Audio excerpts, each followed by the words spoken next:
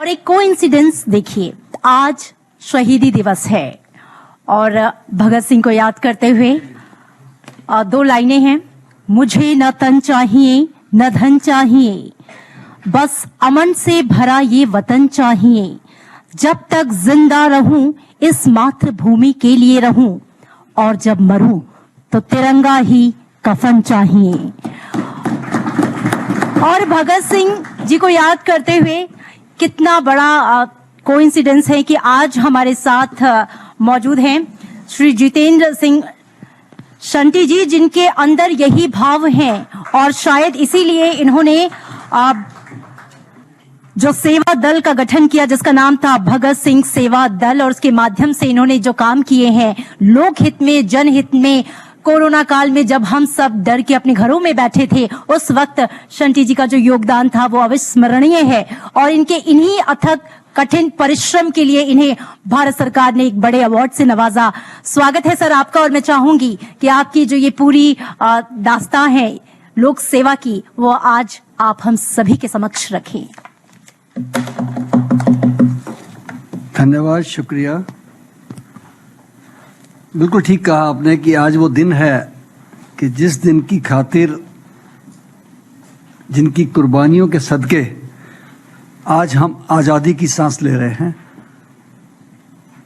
उन शहीद आजम भगत सिंह, सुखदेव, राजगुरु जी को सैल्यूट करते हुए मैं भी दो चंद लाइनें कहूँगा कि शहीदों की चिताओं पर लगेंगे हर बरस मेले, वतन पे मिटने वालों का यही बाकी निशान होगा। और उनकी याद मैं यहाँ से ताज़ा करता हूँ। ये देखिए, मैं आप सबके लिए लेके आया।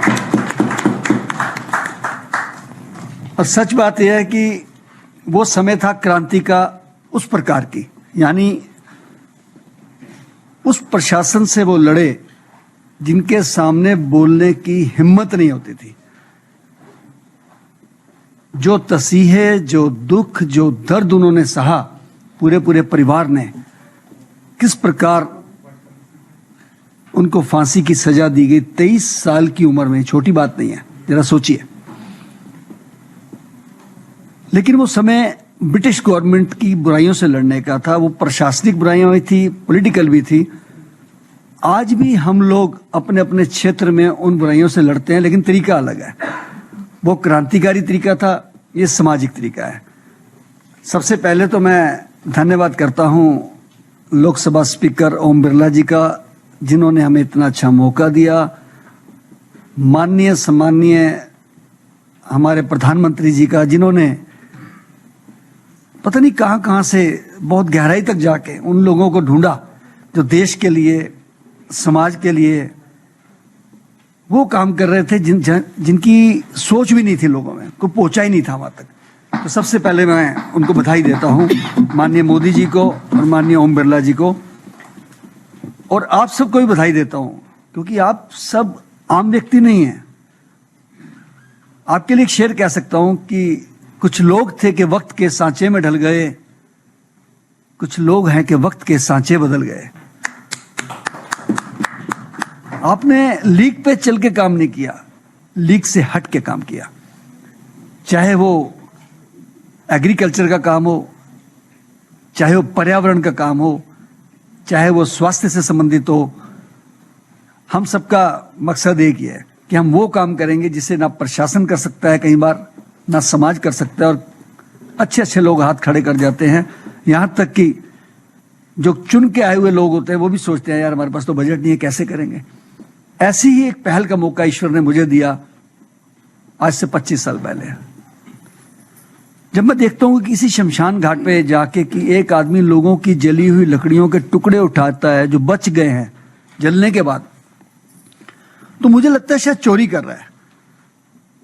और मैं उसको टोकता हूं कि भाई साहब आप शमशान घाट में चोरी क्यों कर रहे हैं? तो उसका कहना है जी मैं चोरी नहीं कर रहा, मैं तो प्रदेश से आया था बच्चे का इलाज कराने, दिल्ली जैसा शहर है, उसकी मृत्यु हो गई, अब इतने पैसे नहीं है कि संस्कार कर सकूं, 6 घंटे से बैठा हूं।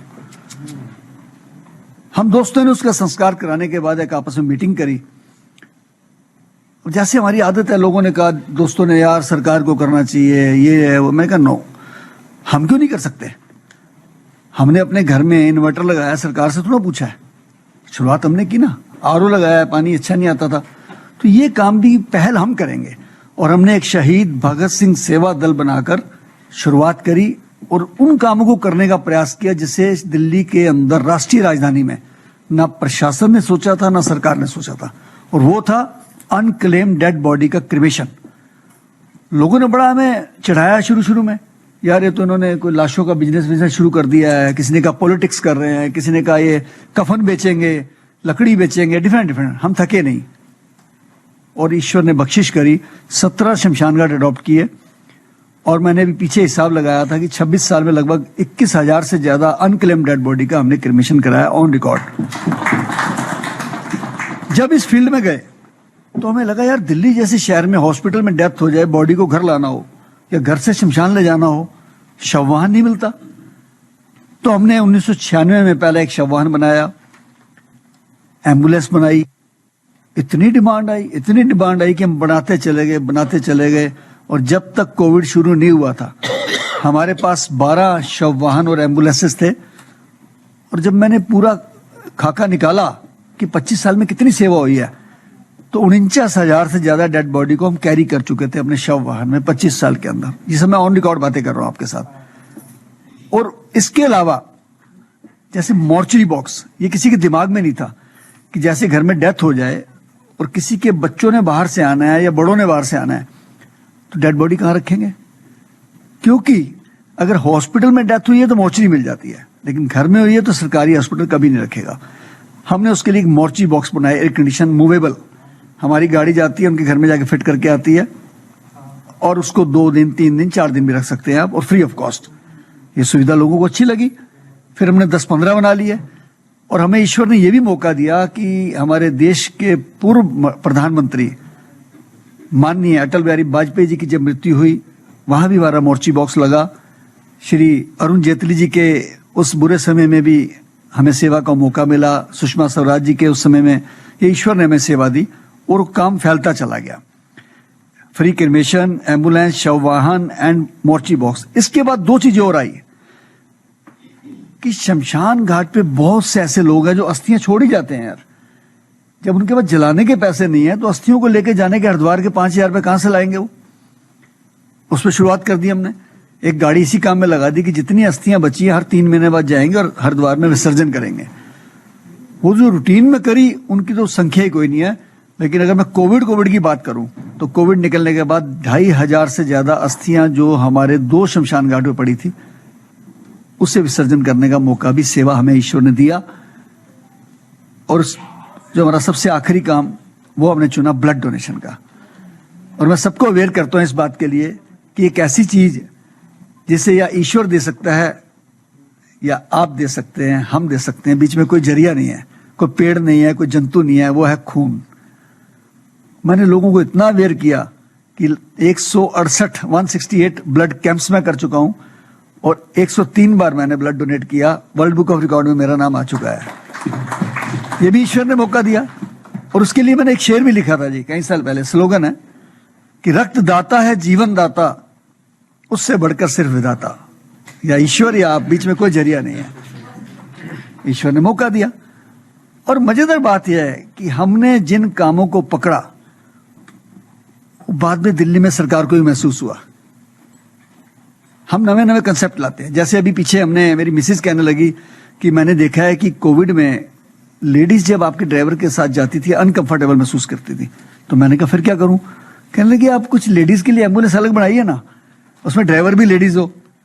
तो हमने 2 एम्बुलेंस अभी पिंक एम्बुलेंस शुरू की है जिसमें ड्राइवर भी हमारी लेडीज है और शुरू कर दी गई है। सर ये परमात्मा ने हमें मौका दिया और इस बात का मुझे कहने में बिल्कुल भी किसी प्रकार का खौफ नहीं है कि जो दिल्ली में हुआ था वो प्रशासनिक दिल्ली की लापरवाही से, भारत की नहीं दिल्ली की। क्योंकि दिल्ली के अंदर हम समझते थे ये भी है वो भी है। जैसे ही कोविड फैला तो तमाम डीएम्स के मुझे फोन आए कि शंटी जी आपके पास कितनी एम्बुलेंस है? मैंने कहा 12। डेड बॉडी भी आएंगी? मैं कहा हाँ जी। मेरे दोस्तों ने मना किया कि भाई साहब आप पंगा मत लो, ये बहुत खतरनाक काम है, आप मौत से खेलोगे। मैंने कहा यार हम मिलिट्री की तरह काम कर रहे हैं 25 साल से, आज देश के ऊपर इतनी बड़ी विपदा आई है और एक मिलिट्री वाला घर में बैठ के मर जाए तो शहीद नहीं कहलाता है। हम तो सेवा करेंगे। हमने सेवा शुरू कर दी। पहला जब कोविड आया तो हमने 1166 डेड बॉडी कैरी करी, क्रिमेशन कराया, 2600 पेशेंट कैरी किए। मैं, मेरे बच्चे दोनों, मेरी मिसेस सब पॉजिटिव हुए। एक ड्राइवर मेरा उसमें शहीद हो गया। फिर भी हमने कहा हम डरेंगे नहीं, ईश्वर ने हमारे से सेवा का मौका मांगा है। दूसरा आ गया जी कोविड, वो बहुत भयंकर था जी। आप ये देखिए कि दिल्ली की इतनी बड़ी सरकार, इतना बड़ा बजट, अस्पतालों ने हाथ खड़े कर दिए। लोग तो कहते हैं ना, वहां ऑक्सीजन नहीं थी, वेंटिलेटर नहीं थे। जो हमने आंखों से देखा है, वहां स्ट्रेचर भी नहीं थे। अब कौन करेगा वो? फिर हम कहें जी प्रशासन लाए, हम क्यों नहीं ला सकते?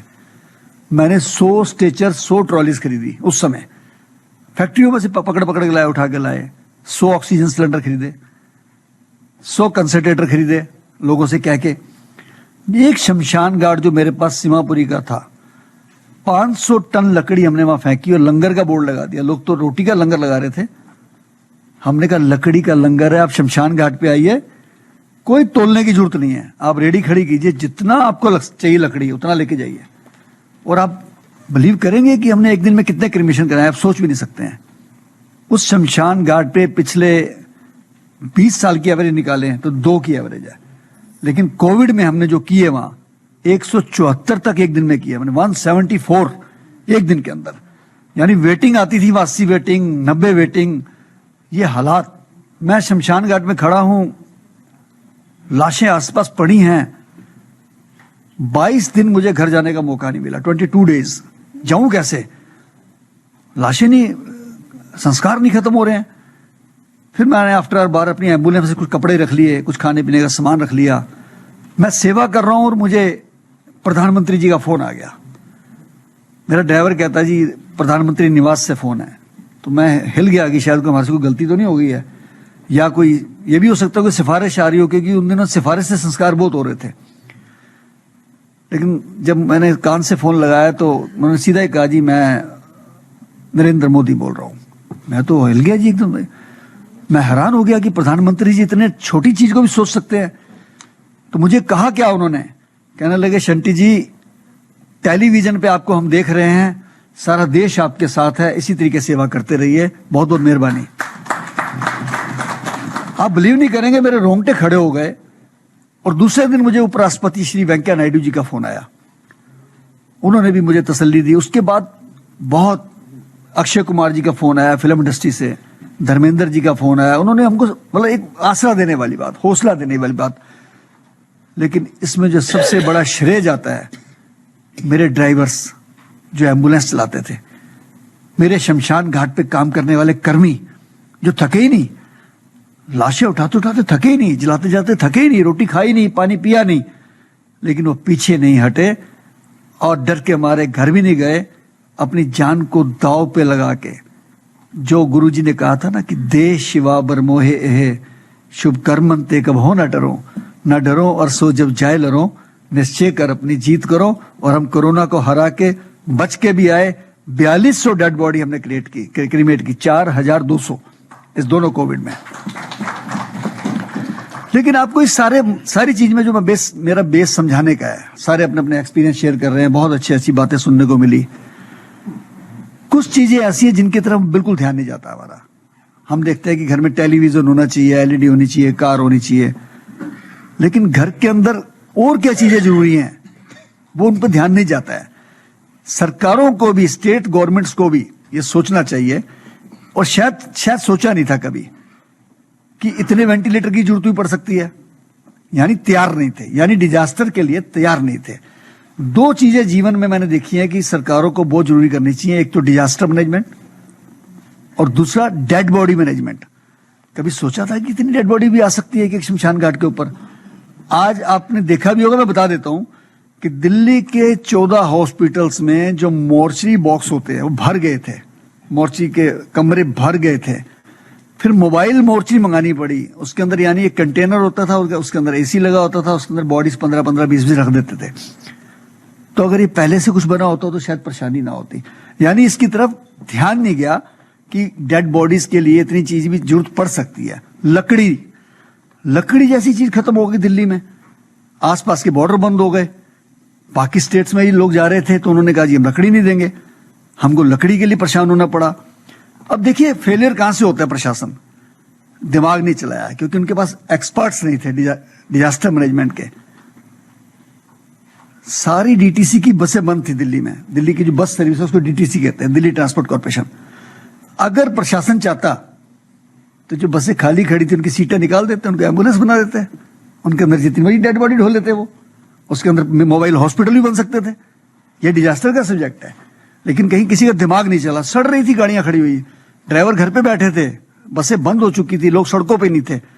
उन बसों का इस्तेमाल राशन देने के लिए हो सकता था, डेड बॉडी कैरी के लिए हो सकता था, उसके अंदर मोबाइल हॉस्पिटल बन सकते थे, कुछ भी कर सकते थे उसमें, लेकिन शायद उस समय उन्होंने ध्यान नहीं दिया। यही एक कारण रहा कि नेचुरल डिजास्टर जो है, जो आ सकता है, उसकी तरफ किसी ने ध्यान नहीं दिया। और आज भी अगर पिछले 2 साल का ब्यौरा देखें तो 15 बार भूकंप दिल्ली में आया है। अभी परसों जापान में आया 7 पॉइंट समथिंग।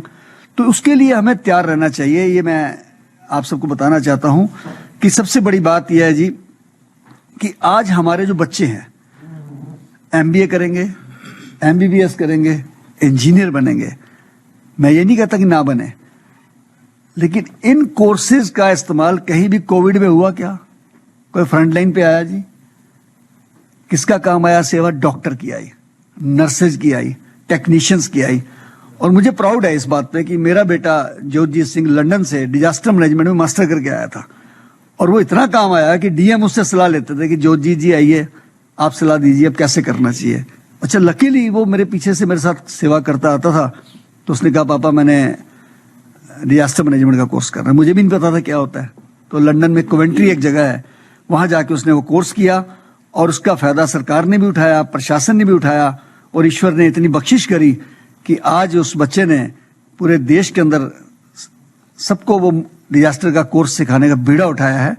आप में से भी किसी ने अपने स्टेट में अपने बच्चों को, अपने साथियों को डिजास्टर मैनेजमेंट के लिए अवेयर करना हो, उसको कोर्स करवाना हो, तो मैं जो नंबर अपना सर्व करूंगा, आप मेरे बेटे को बुला के या ऑनलाइन डिजास्टर के लिए सबको अवेयर कर सकते हैं। एक बहुत बड़ा ये काम है, छोटा मोटा काम नहीं है सर। इसलिए मैं आपसे ये कहना चाहूंगा कि जो सेवाएं शहीद भगत सिंह सेवा दल ने की हैं, वो खाली यहां तक सीमित नहीं रही कि डेड बॉडी जलाने तक। दिल्ली के अंदर ऐसा भी हुआ जी कि घरों के अंदर लोग मरे, जो उनको उठाने वाला कोई नहीं था। 1 दिन, 2 दिन, 4 दिन तक बॉडी पड़ी रही। लोग फोन मिलाते थे, आगे फोन उठाने वाला कोई नहीं था। मुझे एनडीटीवी से फोन आया कि शंटी जी द्वारका में एक डेड बॉडी पड़ी है और 4 दिन हो गए हैं, बहू बैठी है, ससुर की बॉडी पड़ी है, पति कनाडा में है। हम गए एम्बुलेंस लेके, सैनिटाइज किया, बॉडी को छठे महले से नीचे लाए। वो बहन जी रोने लगे, तो एक बुजुर्ग महिला ने कहा बेटा आप क्यों रोती हो, अब तो आपका इंतजाम सारा हो गया। कहने लगी आंटी जी आंसू तो मेरे पक चुके हैं, सूख चुके हैं, लेकिन आज मुझे रोना इस खुशी का आ रहा है कि जो काम प्रशासन और सरकार ने दिल्ली की कर सकी, एक सरदार कर गया आके यहाँ पे। मतलब लोग अंदर से टूट चुके थे, और जो हमने देखा है वो आप सोच भी नहीं सकते हैं। आपने टीवी पे देखा, आपने फेसबुक पे देखा, लेकिन हम अंदर बैठे थे।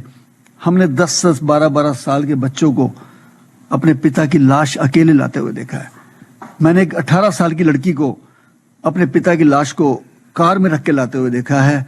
मैंने एक वो भी बच्चा देखा है जिसके घर से पहले दिन माँ गई, 2 दिन बाद पिताजी गए, तीसरे दिन उसका भाई गया। उस हालात को हम बर्दाश्त नहीं कर पा रहे थे, वो बर्दाश्त नहीं हो पाया उस समय हमसे। लेकिन अगर उस समय प्रशासनिक कमियां ना रही होती, और अगर एनजीओ आगे ना आई होती, पूरी दिल्ली में किसी ने लंगर लगाया, किसी ने ऑक्सीजन बांटी, किसी ने एम्बुलेंस दी, किसी ने खाना दिया, मतलब डिफरेंट तरीके से, मैं इस बात के लिए उन सबकी तारीफ करूंगा।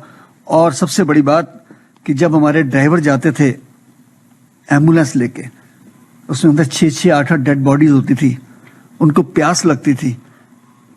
जब वो एम्बुलेंस को रोकते थे, किसी के दरवाजे को खटखटाते थे, तो आगे से जो बिहेवियर होता था वो ये होता जैसे कि कोई आतंकवादी आ गया है। ड्राइवर को कहते थे कोविड वाला आ गया, अरे गाड़ी हटाओ यहां से। कई बार मेरे ड्राइवर एम्बुलेंस के अंदर बेहोश हुए, लेकिन हमारे ड्राइवरों ने अपना हौसला नहीं छोड़ा।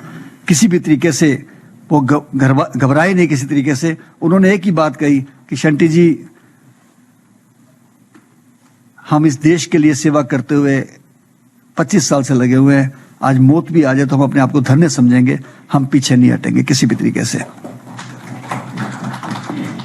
मैं उस समय को जब याद करता हूं तो मुझे लगता है कि एक बार ऐसा लगा था कि हम सब भी चले जाएंगे, लेकिन मुझे हमारी वो सेवा सबकी बहुत काम आई। लेकिन इस एक बात जरूर कहूंगा, ये बात मैं आप तक तो पहुंचा ही रहा हूं, जो मैं बोलूंगा मुझे पता है ऑनलाइन है।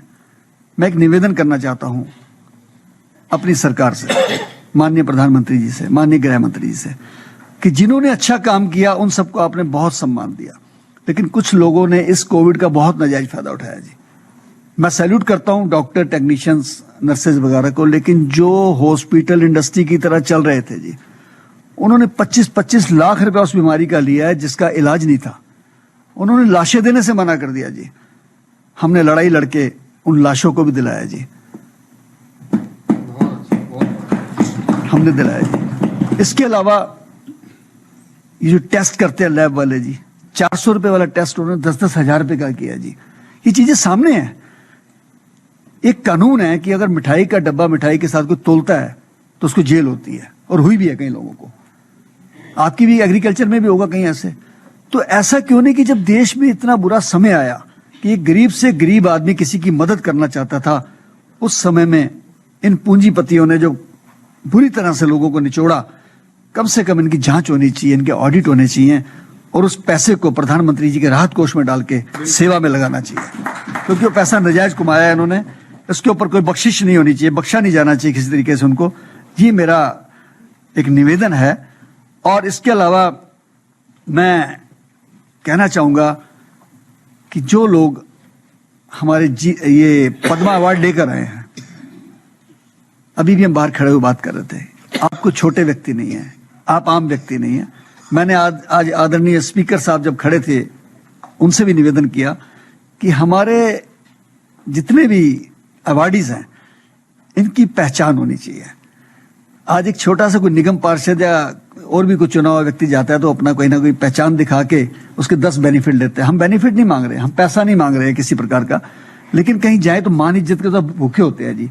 आप किसी स्टेशन पे जाएं, आप किसी एयरपोर्ट पे जाएं, किसी हॉस्पिटल पे जाएं, किसी डीएम के पास जाएं, किसी गवर्नर साहब को मिलने जाएं, किसी पुलिस ऑफिसर को मिलने जाएं, तो कम से कम आपको वहां प्रायोरिटी मिलनी चाहिए, सम्मान मिलना चाहिए। ये मेरी एक डिमांड है। अगर आप एग्री हैं तो इसके बाद में मैं आपका अनुमोदन चाहता हूं सबका। ये मैं निवेदन करूंगा कि कोई हमारे में से एक जिम्मा लेके इसके ऊपर एक अच्छा सा पत्र बना के और हम इनके लिए एक डिमांड करें, ताकि ये बात आगे तक पहुंचे और ये ध्यान आगे तक जाए। और अंत में मैं यही कहूंगा कि हम लोग जिस काम के लिए लगे हैं, ये देश का काम है जी।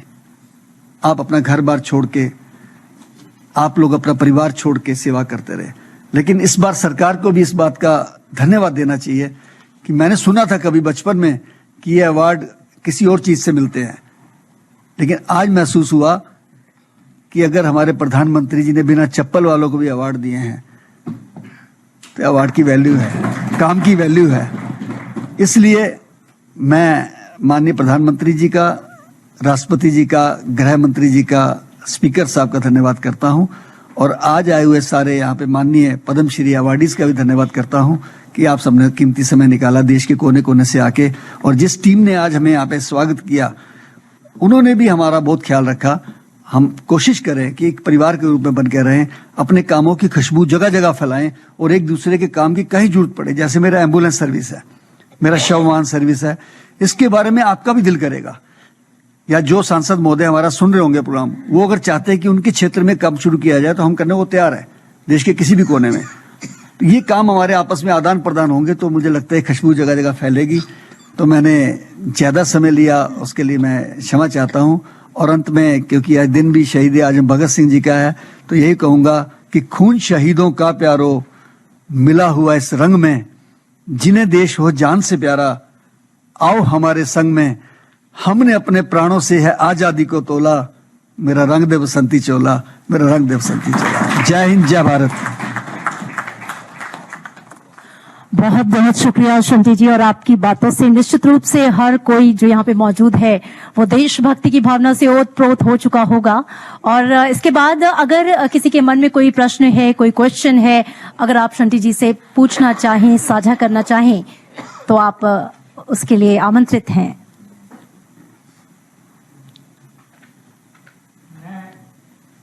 शंटी जी का पहले भी मैंने ट्विटर पे और ये सोशल मीडिया पे इनका मैं देखता रहा हूँ और मन ही मन इनकी एप्रिसिएशन करता रहा हूँ। God bless him and I would pray to God that his message and his inspiration should inspire more and more of Indians so that this ये जज्बा जो है ना ये पूरा इंडिया में फैले। और ये सेवा हमारा गरीब मुल्क है, 100 करोड़ से ज़्यादा हमारे देश में गरीब हैं, तो उन सब की सहायता हम सबको मिलकर अगर हम जैसे हमारी एक 100 से ऊपर हम पद्मा अवार्डीज हैं तो आई वुड सजेस्ट एक एसोसिएशन हमारी बन जाए और शंटी जी को उसकी कमान दे दी जाए और तो वो हम पूरे हिंदुस्तान के अंदर ये काम करें। और बस यही मैं प्रभु से प्रार्थना करता हूँ कि ये एसोसिएशन बन जाए बस और शंटी जी इसकी कमान संभालें। डॉक्टर साहब ने जो बात कही कि 100 करोड़ गरीब है, मैं बताना चाहूंगा कि 4200 जो डेड बॉडी हमने क्रिमेट की है उसमें से 4190 गरीब की नहीं थी एक भी।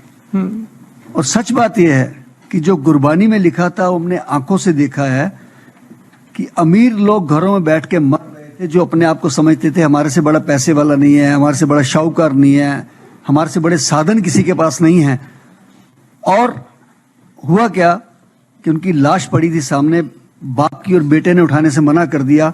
उस सुबह मुझे गुरबानी के अल्फाज याद आते हैं कि जगत में झूठी देखी प्रीत, अपने सुख स्यों ही सब लागे, क्या दारा क्या मीत। कोई काम नहीं आया जी उस समय। तो ये अमीर और अमीरों को एक शिक्षा और मिली कि आप धन जोड़ते रहे, बंदे नहीं जोड़े आपने। वक्त फिल्म का एक सॉन्ग था, उसका एक अंतरा था, आदमी को चाहिए वक्त से डर के रहे, कौन जाने किस घड़ी वक्त का बदले मिजाज। ऐसा मिजाज बदला कि हमारी औकात दिखा दी उसने। बड़े से बड़े धनाढ़ आदमी घर में बैठे थे, साइकिल वाला भी घर बैठा था। तो इस कोरोना ने हमको बहुत कुछ सिखाया भी है, हमारी औकात भी सिखाई है, हमें अवेयर रहना भी सिखाया है। और मैं जगह जगह प्रचार कर रहा हूं इस बात का कि जिस प्रकार आप प्रशासन पे डिपेंड ना करते हुए सीसीटीवी कैमरे लगाते हैं, आरओ लगाते हैं, इन्वर्टर लगाते हैं, अब आप तैयार हो जाइए। आने वाले समय के लिए ऑक्सीजन सिलेंडर रखिए घर में, कंसंट्रेटर रखिए, और कम्युनिटी बेस एक एक एम्बुलेंस भी बना लीजिए। कितने की? 8-10 लाख की है। हमारे मंदिर गुरुद्वारा के पास बहुत कुछ है भाई, क्यों नहीं लगा सकते वो। और कहीं भी इस बारे में किसी ने जानकारी लेनी हो पूरे देश में तो शहीद भगत सिंह सेवा दल की तरफ से वो जानकारी मैं निःशुल्क दूंगा। आपके स्टेट में आके आपको बनाना भी सिखाऊंगा, चलाना भी सिखाऊंगा, और मेरा बेटा ज्योतजीत सिंह वहां आके ट्रेनिंग भी देगा डिजास्टर की, मैं प्रॉमिस करता हूँ। और किसी का क्वेश्चन हो तो जी बिल्कुल बिल्कुल। Mr. Shunti is doing a great job. This should be implemented in all states. That will be a great thing. So he is a role model for our country. All the best, sir. मैं pride के behalf पे ये ज़रूर कहना चाहूँगी कि जो आप बता रहे हैं कि डिज़ास्टर मैनेजमेंट, इसके ऊपर हम डेफिनेटली एक सेशन करवाएंगे जिसमें ना केवल हम अपने मेंबर्स को इनवाइट करेंगे बल्कि स्टेट के जो लेजिस्लेटिव असेंबलीज हैं उनको भी हम इनवाइट करेंगे ऑनलाइन के through, and definitely we will get some benefit out of it. Thank you.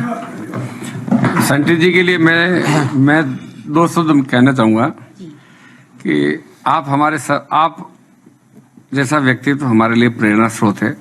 आपकी जितनी तारीफ की जाए उतनी कम है। मैंने कई मंचों के माध्यम से संटी जी के बारे में बताया कि हम क्या कर रहे हैं पता नहीं। एक ऐसा व्यक्ति है जिसको प्रधानमंत्री जी ने ढूंढकर पद्मश्री जैसा अवार्ड दिया है, पद्म पुरस्कार दिया है। वह ऐसा व्यक्ति जिसने हजारों लाशें घरों में से निकाल कर जलाई है। उसमें से उनके परिवार के लोग डिस्टर्ब हुए हैं, परेशान हुए हैं, उनके ड्राइवर मरे हैं। पता नहीं उस व्यक्ति में इतनी ताकत कहाँ से आई। और मैं इतना कहूँगा कि आप पर बहुत गर्व है और हम सब आपके बताए हुए मार्ग पर चलकर, क्योंकि ये एक ऐसा विषय है, डेवलपमेंट हो जाएगा, सब कुछ हो जाएगा, सब हो जाएगा, पर आपने तो मौत से लड़ा है। मौत को मैंने भी देखा है। उस समय हमारे परिवार के लोग भी उस समय कोरोना की चपेट में आए थे। सब पर घर से बाहर निकलने की हिम्मत नहीं थी, न तो अखबार को हाथ लगाते थे, न सब्जियां खरीदते थे, न बाहर से कुछ लाने की हिम्मत थी। उस समय लगता था कि पता नहीं कब कहाँ से क्या आ जाएगा। ये कि हमारी घर की जो बेल है उस घंटी को बजाने में भी दिक्कत आती थी कि नहीं पता नहीं कौन हाथ लगा कर गया है। उस समय आपने जो एक उदाहरण पेश किया है पूरे देश के सामने, पूरे विश्व के सामने, तो इतना ही है कि आप पर हमें बहुत गर्व है। आपका एक छोटा सा जवाब दूंगा कि ये ताकत मेरे अंदर अपने आप नहीं आई, और ये जो अवार्ड मिला है पद्मश्री, ये भी मुझे नहीं मिला है। इसमें बहुत बड़ा योगदान मेरी फैमिली का है जी। मुझे याद है वो दिन भी कि मेरे बेटे ने कहा कि मम्मी पापा अकेले शमशान घाट पे लगे हुए हैं, क्या मैं भी चला जाऊं। उन दिनों कोई माँ अपने दरवाजे से बाहर बच्चे को पैर नहीं रखने दे रही थी। तो मेरी मिसी ने क्या अल्फाज कहे, कहती बेटा लोग घरों में भी तो मर ही रहे हैं ना, अगर वहां सेवा करते हुए हमारे परिवार में से किसी को कुछ हो गया तो दुनिया को मुंह तो दिखा सकेंगे। ये अल्फाज मेरी माँ ने, मेरी मिसेज ने कहा, मंजीत कौर ने। उस समय मुझे याद आई भगत सिंह की माँ की, कि फांसी से एक दिन पहले भगत सिंह जी की माँ जेल में जाके मिलती है, लाहौर जेल में, और कहती है कि बेटा मैं तुझे मिलने आई हूं, डराने नहीं आई हूं, समझाने आई हूं कि अपने देश के लिए एक बार मरना 100 जन्मों के समान होता है। बहुत बहुत धन्यवाद। तो मेरी मिसेज ने भी मेरे बेटे को ये कहा, और हमको हौसला मिला, पूरे परिवार ने साथ दिया, अच्छी टीम मिल गई, और ऊपर से प्रधानमंत्री जी ने आशीर्वाद दे दिया और हमने काम किया। धन्यवाद। बहुत बहुत धन्यवाद संटी जी। हमारे पास शब्द नहीं है, जो काम आपने किया है वो शब्द नहीं है। जिंदों की सेवा तो हर आदमी करता है, लेकिन आपने तो मुर्दों की भी की है। Disaster management में आप update कर रहे हो, and I can understand कि you see the seriousness of disaster management. Supposing जैसे जापान कंट्री है, वहाँ पे भूकंप सबसे ज़्यादा आते हैं, और अगर आप उनका डिजास्टर मैनेजमेंट स्टडी करें तो शायद दुनिया में ऐसा डिजास्टर मैनेजमेंट कहीं नहीं होगा। तो मैं यही, अब देखिए इतने कंजस्टेड शहर हैं, मल्टी स्टोरी बिल्डिंग्स हैं, परमात्मा ना करे अगर भूकंप जैसा कुछ मिसहैप हो जाए तो आप सोचिए क्या हालात होंगे। तो इसलिए गवर्नमेंट के से मैं अपील करूंगा, भारत सरकार से, और प्रधानमंत्री मोदी जी इस वक्त ऑल इन ऑल है, तो he should do work in this direction and create something for the disaster management which will the posterity will remember this you see initiative of this government.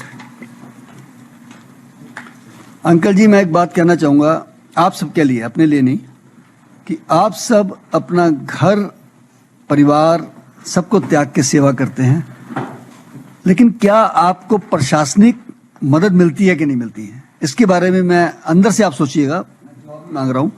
लेकिन मेरा एक्सपीरियंस ये रहा है कि मैंने 27 साल में ना दिल्ली सरकार से ना कहीं से भी मैंने फंडिंग नहीं ली, लेकिन और भी अगर कोई काम पड़ता है, जैसे आप खेती कर रहे हैं, उसके लिए कुछ संसाधनों की जरूरत है जो सरकार ही दे सकती है, तो मुझे लगता है वहां आपको एक आशीर्वाद मिलना चाहिए कहीं ना कहीं से। मैं अपना एक छोटा सा एग्जांपल देता हूं। हमारी जो डेड बॉडी वाली गाड़ियों की संख्या है वो इस समय 32 के करीब हो चुकी है। इतनी दिल्ली सरकार के पास नहीं जितनी हमारे पास है, लेकिन जब उनको खड़े करने की बारी आती है तो उसके लिए जगह नहीं है हमारे पास।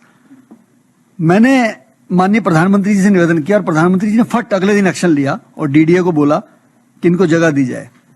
लेकिन मैं हैरान हूं कि डीडीए ने हाथ खड़े कर दिए कि हमारे पास ऐसा कोई प्रपोजल ही नहीं है कि डेड बॉडी खड़ी करने की जगह दी जाए। तो ऐसी दिक्कतें आपको भी आती होंगी। मुझे लगता है हमें इसके ऊपर भी आपस में शेयर करना चाहिए कि जिसका भी जो सेवा का काम है, चाहे वो डॉक्टरेट का है, चाहे वो खेती बाड़ी का है, हमारे को जो संसाधन चाहिए ताकि हम लोगों में और फैला सकें, चाहे डिजास्टर मैनेजमेंट जो अभी आपने कहा डॉक्टर साहब, इसके लिए बहुत बड़े संसाधन चाहिए। तो इसमें भी हमें प्रशासन और सरकार की मदद मिलनी चाहिए।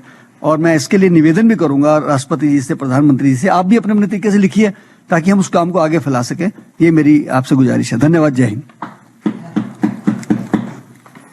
वैसे ही हमारे देश में डोनेशन देने वाले भी बहुत हैं। अब जैसे जो मैंने ये सर्जरी का काम शुरू किया, जैसे मीडिया में आया तो मेरे से दिल्ली के एक हैं, मेरे पास उनका टेलीफोन, वो कहते हैं डॉक्टर साहब आप मेरे से 1 लाख रुपए इमीडिएटली मैं चेक भेज देता हूँ, आप जो काम कर रहे हैं उसके लिए। तो मैंने उनको कहा आपका मैंने नंबर नोट कर लिया है, अभी तो ज़रूरत नहीं, मैं 4 महीने बनाई भी है एक पटियाला क्लब फुट फाउंडेशन करके एक संस्था बनाई है, तो उस पे काम हो रहा है। जब वो संस्था बन जाएगी तो पैसे की तो कमी नहीं है, बहुत डोनेशन देने वाले हैं। काम करने वाला आदमी चाहिए, पैसे तो डोनेशन तो अपने आप आ जाती है। बिल्कुल। तो अभी तो मैंने उसको यही बोला कि अभी तो जितना चाहिए वो तो उतना तो मैं खुद भी कर सकता हूँ, ऐसा कुछ नहीं है। जी। पेंशन 1 लाख रुपया पेंशन देती है सरकार, तो वो खर्ची नहीं होती। पेंशन क्या करेंगे बताइए, पैसे कहाँ लेके जाएंगे? तो अगर कुछ हो सके, मुश्किल कुछ नहीं है। एक प्रोजेक्ट, एक idea, you see get out of an idea. आप हम सब सोच सकते हैं एक आइडिया, जैसे कोई भी इतने काम है सेवा के, एक आइडिया आप कोई भी अडॉप्ट कर लीजिए और उस पर काम शुरू कर दीजिए, फिर तो बस कामयाबी ही कामयाबी है। बिल्कुल, कहते भी हैं कि जिनमें अकेले चलने का हौसला होता है उनके पीछे एक दिन काफिला होता है। तो आप जितने भी शख्सियतें यहाँ पे मौजूद हैं, सबने अपनी अपनी जो लड़ाई है या जो काम है आपने अकेले ही शुरू किया, लेकिन आज देखिए कि पूरा काफिला आपके पीछे है, देश आपके पीछे है।